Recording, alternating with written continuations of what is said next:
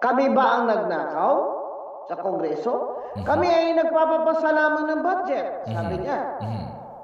Hindi naman yun mangyayari yung may kurakutan kung walang Kumpas. ginawa ang executive. Ang executive. Ngayon, sino ang executive? Yun. Si BBM yung executive, hindi niya lang pinapangalanan. Ang sinasabi niya, sino ba nag-enforce, implement ang mga project na yan pagkatapos pirmahan ang budget ng presidente? Eh di ba executive, sabi niya. Kasi ang DPWH po, ay nasa ilalim po yun ng presidente. Tama Hindi po ka. ba? Yan ang sinasabi ni Martin na I will not go alone. Oh. So, Credible na. Di ba? Yan. Kasi, ito pa lang si Martin, ang missing link. Yan. tsaka yun, no, ha? Marami rin ano to. Katotohanan siya ni BBM at ni Rimulya. Palagay ko, Kuya Glenn. Okay. Masyado na itong makapangyarihan din si Martin na sinasabi din ni BBM at ni Rimulya siguro, sa akin, situation ito scenario. Masyado na itong pag ito ng presidente, baka damay pa tayo nito eh. Masyado ng to. Tsaka ang mga tao, humihingi na ng ulo ni Martin eh. Oo nga. Kailangan may managot. Kung hindi, yari tayo pag nanalo si VP Sara. Saka pati tayo talagang ipapakulong niya. Dapat magpakulong tayo ng isa. Eh wala naman si Saldico. Kung sino ipakukulong nila, si Chis Escudero, si Bong Revilla, alam mo ba yung pag-iisip na yan ay napaka-kitid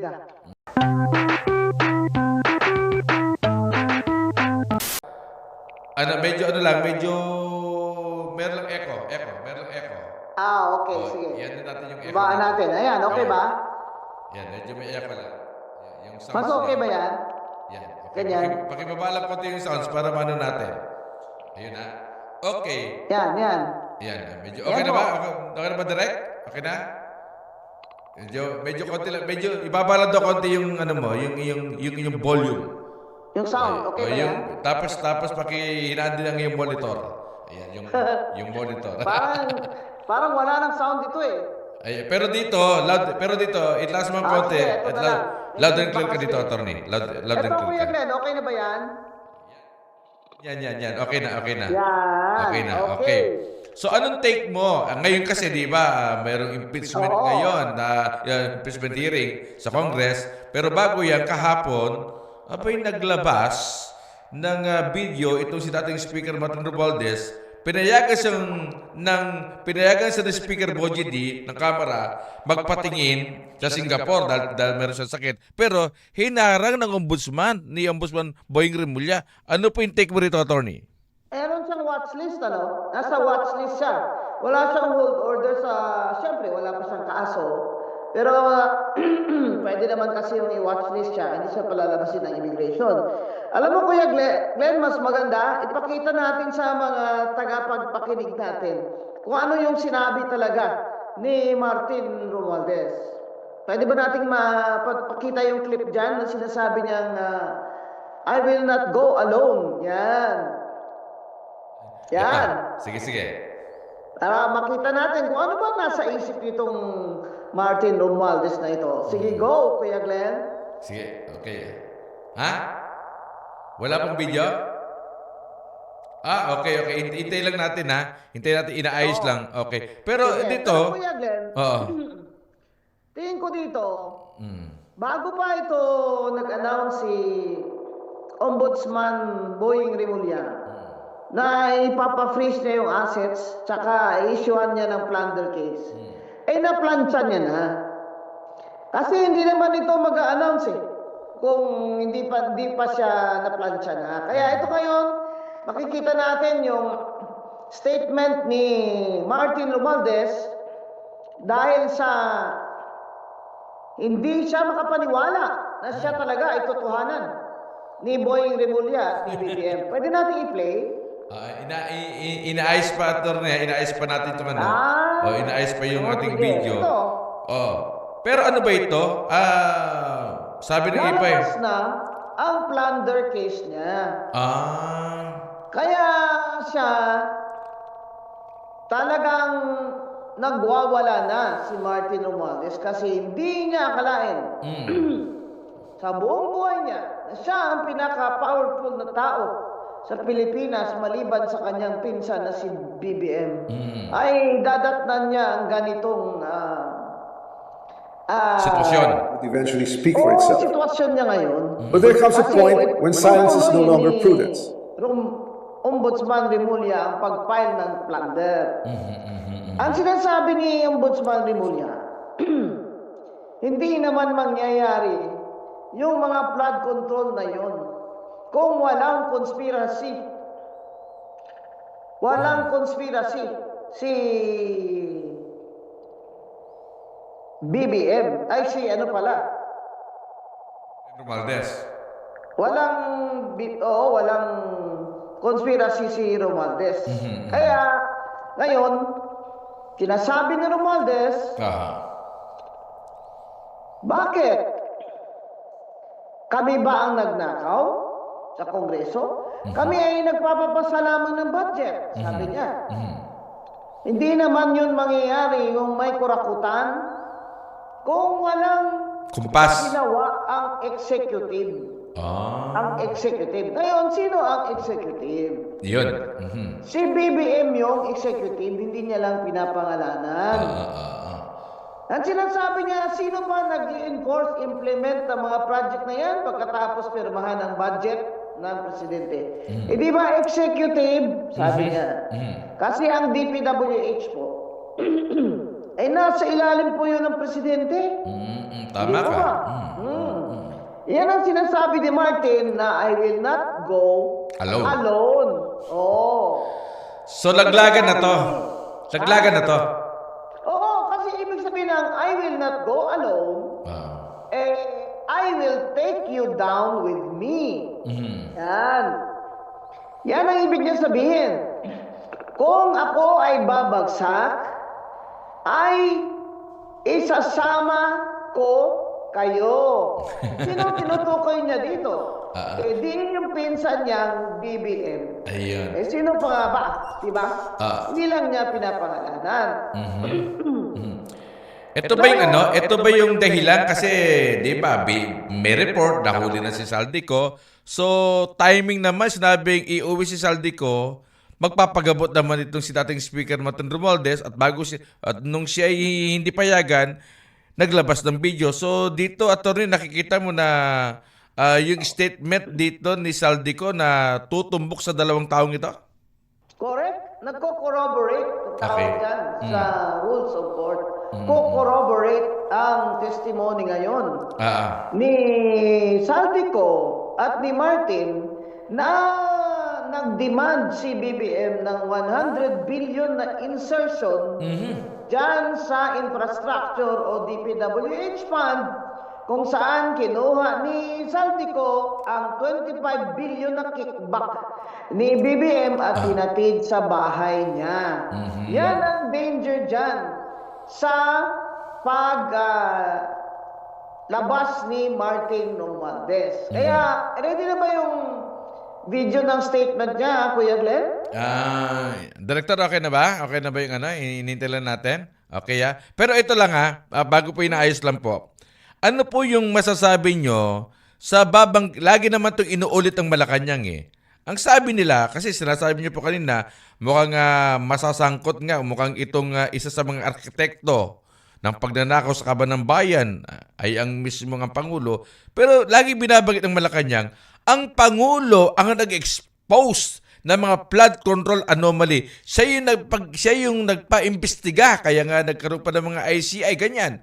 So, paano daw sasabihin na ang Pangulo ay sangkot, siya yung una nag-expose nito? Huwag niyong kakalimutan na bumaha ng todo. At nang bumaha ng todo, doon na-discover ng taong bayan at ang mga sumusuri sa ating bayan sa corruption, may mga World Corruption Index Okay. na ang mga flood control project pala na yan ay ghost project. at substandard project. At huwag niyong kalimutan na inamin din naman ni Bongbong na ang US State Department ng Amerika, ang kanilang foreign affairs, ang State Department ay nagpadala kay BBM ng kanilang comment na sukdulan na o massive na ang korupsyon sa bayan natin, lalo na sa mga flood control project. Okay. Kaya para naman makoberan siya, kuning-kuning si BBM ang nag-expose. Pero wag niyong kakalimutan na bumaha ng todo. Bumaha ng todo at ang mga tao ay nagsimula na magtanong, nasaan ang flood control project dito? Tama Bakit ka. ganito? May budget dito tapos ganyan lang, ganito pa rin nangyayari sa atin. Pati mga mayor na hindi kasabwat dun sa mga congressman at DPWH ay nagulat at nagalit, lalo na po dyan sa Bulacan. Yan. So, para may konteksto tayong maayos, ipakita natin ang video ni Martin. Doon sa binabanggit mo na kahit sa'yo nag-expose dito, attorney, walang pinagkaiba yun sa iba, di ba? Siya pala yung pumatay sa tao, tapos siya pa yung katukatulong sa paghahanap doon sa bangkay. Tapos siya pala yung kriminal, di ba? Para pinapakita niya, sige po, tutulong ko kayo sa paghahanap kung sino po yung kung nasaan po yung bangkay nitong taong biktimang ito. Pero siya pala yung pumatay. Sa pag-imbestiga, ikaw pala yung kriminal, ikaw pala yung pumatay. Kahit na sinasabi mong, ituturo mo kung saan itinapon yung bangkay. Parang ganun ba? Kasi kino-cover niya sarili niya. Okay. Parang labas siya ang hero. Huwag niyo natin ding kalimutan, ang sinabi ko noon, na sa aking palagay, ang plano talaga nito ni Martin at ni BBM, kasama na dyan ang kanilang mga minions na si Saldico at mga DPWH, ay sa loob ng unang 3 taon ay kakawkawin nila ang pera ng taong bayan, ang kaban ng bayan dyan sa mga DPWH. At napakadali nilang makuha yan sa flood control. Huwag niyo kalimutan, ang nandyan sa mga Committee on Appropriations si Saldico, marami dyan, dating DPWH Undersecretary. Kasama na dyan si Garjola. Oo nga, no? Garjola, yung CWS Construction Party List, napakaliit ng bayan niya bilyon-bilyong piso ang Si Edwin kanyang Garjola. budget sa DPWH. At meron ka pa dating binanggit yung si Congressman Romeo Momo, yung binanggit mo dati? Ay, isa pa yun. Ako. Isa pa yun. Na dating DPWH Undersecretary din yan. At kung hindi naman natin yan talagang inobjekan ko yan ay naging membro pa rin yan ng bicameral committee ngayon para sa budget niya itong taon na ito. Sabi ko, sige, pag hindi siya nag-resign dyan, i-expose ko siya talaga. Hindi ko talaga siya tatantanan. Kaya yan po sila. Si Momo, si Garjola, yan po sila mga bright boys dyan na ginamit ni Martin Romualdez at ni Saldico. Ngayon, ang sinasabi ni Martin Romualdez, ang kasabwat dyan, sabi niya, si Chis Escudero, Yun nga, dahil si Senate President Chis Escudero, sabi niya, yun, isa sa ang lumilitaw nandun yun. sa BICAM, ako wala. Wala ako sa small committee na yan, sabi niya. Hindi ako nag-attend yan. Sila lang yan ni Saldico at ni Chis Escudero. Ayun. Tandaan nyo, hindi niya sinasabi ang pangalan ni Grace po na siya ring finance chair ng Senado. Pero si Saldico, na finance o appropriations chair ng House of Reps, ay yun ang ginagawa niyang sangkalan at sinasabi niyang, I will not go alone.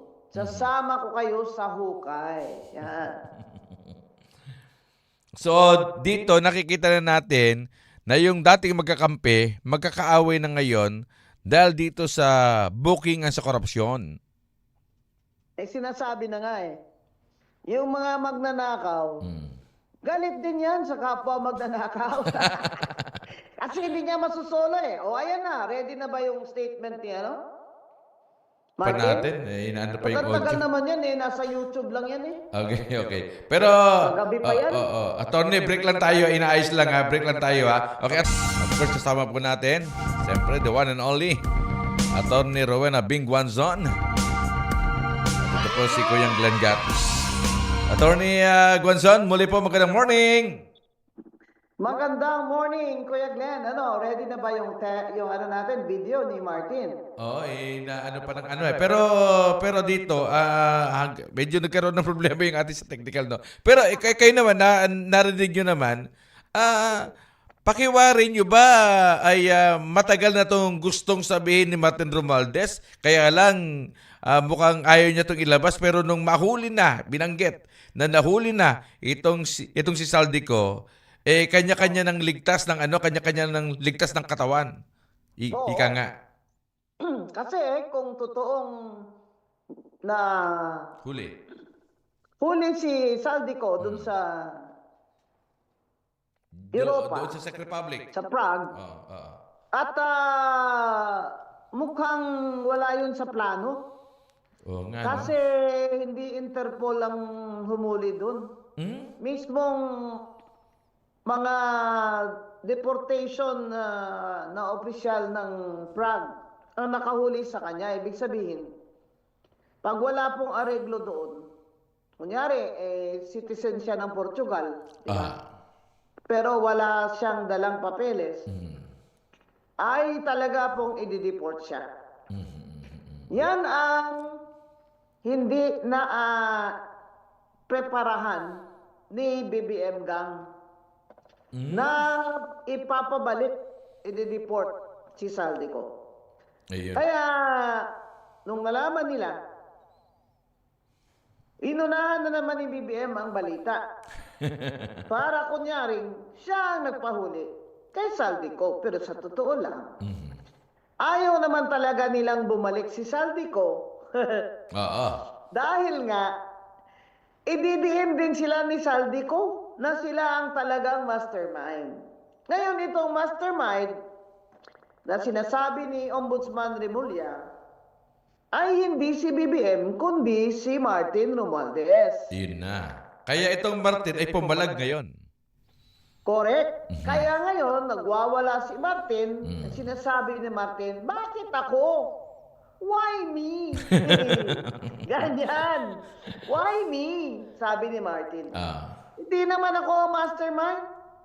Kasi ang mastermind, ang executive, sabi niya. Siya ang pumirma ng budget eh. Hindi niya sinasabi na may 100 billion din na insertion si Bongbong na pinilit si Saldico na ipasok mo yan sa bicameral conference. At si Secretary ng DBM, Amina. Kita niyo na wala na si Secretary Amina. Pangdaman, wala na. Nag-resign. Nag-resign at nagtago na. Ayaw na makontak, di ba? Alam nyo, itong senaryo na ito, ito yung dream scenario ko. Tumama. Na magtuturuan sila pag umuwi si Saldico. Yan. Kaya, hindi rin pinatestify ni Senator Ping Lacson si Saldico via Zoom. Kasi pag tinatestify niya sa Blue Ribbon Committee, magiging part of the records. Yan.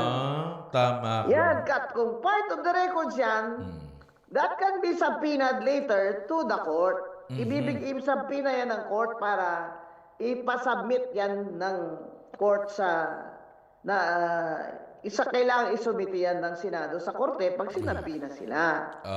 So lahat ito mga pangyayaring ito ay pwede nyo pong mapagtahi-tahi na sa totoo ang mastermind na tinutukoy ni Martin Romualdez ay walang iba kundi si BBM. Pero palagay ko ganito yung nangyari.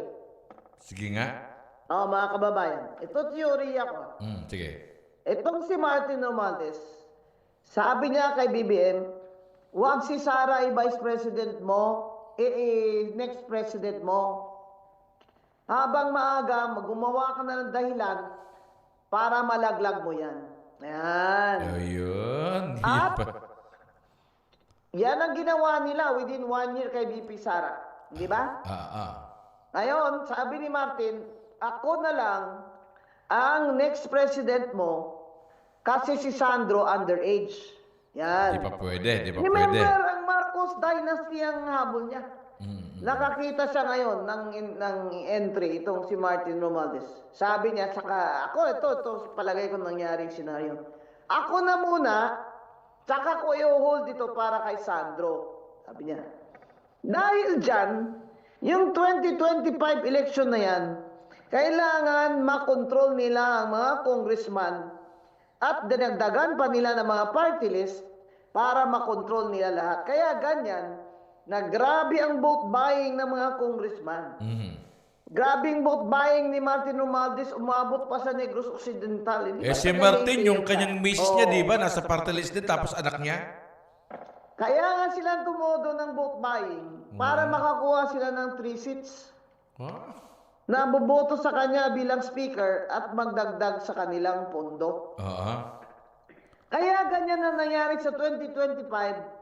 Sa 3 taon na yan, mga flood control projects yan. Happy, paldo-paldo yung mga minions si Martin Romualdez. At si Saldico ang kanyang kapitan. Nung sinabi ni Toby Chanco, napansin ni BBM na mauubusan na siya. Sinabi niyang, lahat na sa inyo, ako wala na. Yan. So nag-order si BBM. DBM Secretary, you make sure meron akong 100 billion na insertion dyan. At sinabihan si Saldico, sino pa ba magsasabi kay Saldico? Hindi si BBM din at si Martin, na ang kickback ni BBM ay 25% or 25 billion na pinadala ni Saldico. Sabi niya, doon sa mga bodyguard niya ng mga Marines na nagsilabasa na, at si Martin ay may sarili din siyang maleta-maleta.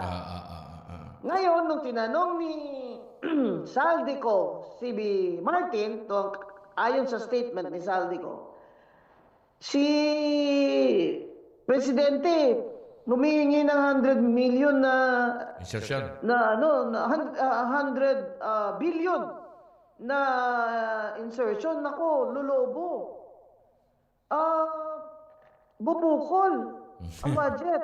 Sabi ni Martin, what the President wants, the President gets.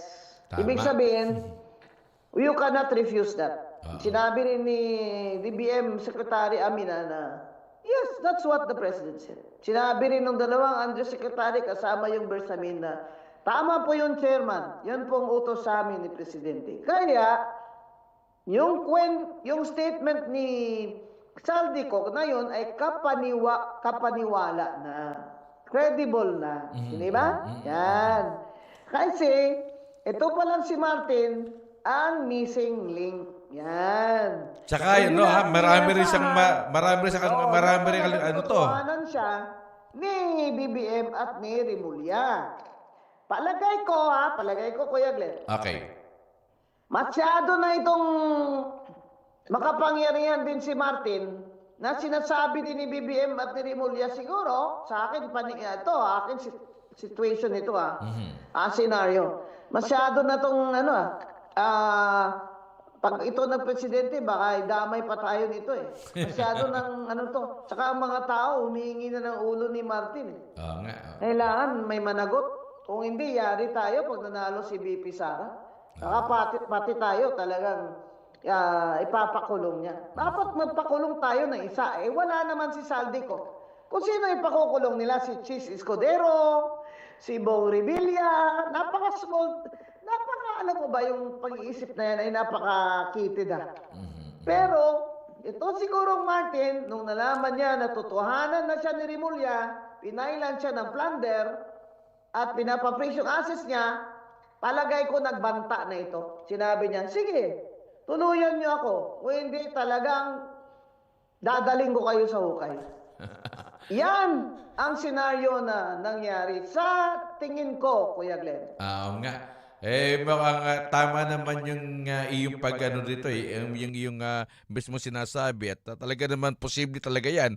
Pero, ang tanong din dito, Attorney, yung mga dating alipores din ni Martin Romualdez na yung iba nasa position pa, yung iba tapos na yung termino, posibleng madadawit din dito sa pagdating ni Saldico. Marami rin congressman sinabanggit mo kanina, dalawa pa, di ba, yung si Garjola at si Momo, at marami pang iba na posibleng talagang namunini rin, nangurakot din ang gusto sa panahon na si Martin Romualdez pa, yung speaker. Kasi ganito, ngayon, nag-uunahan na sila kung sino magsi-state witness. Ayun. Biro mo ba naman si Bernardo, DPWH, saka si Bryce Hernandez, DPWH, napupaldo-paldo din ng bilyon-bilyon. Biro mo ba naman gagawing state witness? Laban kay Revilla, laban kay Chis Escudero. Abay, kaya pag dumating si Saldico, siya ang state witness. Okay. So, kailangan Yan yung po safety... ang mangyayari dyan. Kaya ayaw nilang bumalik si Saldico. Ngayon, kung talagang ito'y pababalikin, magtuturo na ito at sinabi nga, umabot na sa Malacanang yung binanggit dati ni Saldico, ano na to, labo-labo na to. Ito na yung exciting nating makikita dito sa Marcos administration, Attorney. Paabot na tayo sa exciting part. Pag na-warrant of arrest na si Martin. Dahil sigurado ako, with all his money and connections, dahil hindi siya pinalabas ng bansa, talagang idadawit niya si BBM. Kasi hindi lang naman ang nanonood Pilipino. Tama. Ang nanonood po kung ano nangyayari sa ating bansa ngayon sa korupsyon ay ang buong mundo. Lalo na yung mga pinag-uutangan ni BBM. Lalo na din yung Amerika. Di ba? Na siyang number 1 na aid giver, bibigay ng aid sa Pilipinas, at siyang number 1 ally ni BBM. Ngayon, itong Amerika, hindi yan, kakampi pa rin yan kay BBM kasi binigyan sila ni BBM ng 2,000 hectares, mahigit, na magiging, ano nila, parang